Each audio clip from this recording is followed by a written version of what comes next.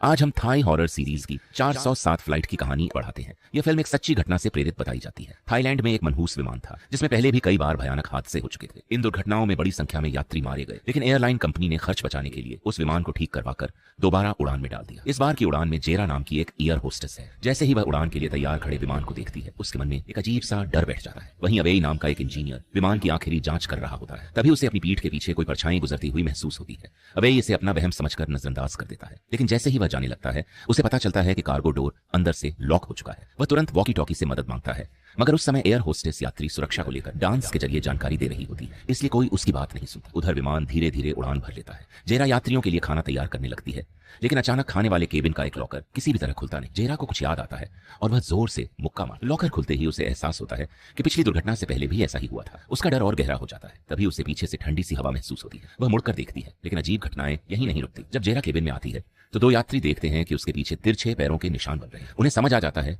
कि विमान में कोई बुरी शक्ति मौजूद है। नीचे बैठे लोग तुरंत बुद्ध मंत्र पढ़ने लगते हैं। इसी दौरान विमान एक भीषण तूफानी इलाके से गुजरता है और जोर जोर से हिलने लगता है। कार्गो में फंसा अवेई ऑक्सीजन की कमी से लगभग बेहोश हो जाता है। उसे ऐसा लगता है मानो नया नया विमान अचानक जर्जर हो गया हो और चारों ओर भूतिया परछाइयां दिखाई देने लगी। वह डर के मारे कांपने लगता है। खुशकिस्मती से सह पायलट को कार्गो की चेतावनी लाइट जलती दिखती है। वह जाकर अवेई को बचा लेता है, लेकिन जब वह वापस लौटता है तो फर्श पर गंदगी और अजीब निशान देखता है। तभी एक भूतिया आकृति उसके सामने से गुजर जाती है। टॉर्च डालने पर उसे लगता है कि कार्गो पूरी तरह टूट फूट चुका है। वह इसे अपनी आंखों का धोखा समझकर लाइट जला देता है, लेकिन अगले ही पल जब वह केबिन में लौटता है तो उसका चेहरा बिल्कुल सुन्न हो जाता है और जेरा की आंखों के सामने ही वह हवा में गायब हो जाता है। इसके बाद तो हालात और भी भयानक हो जाते हैं।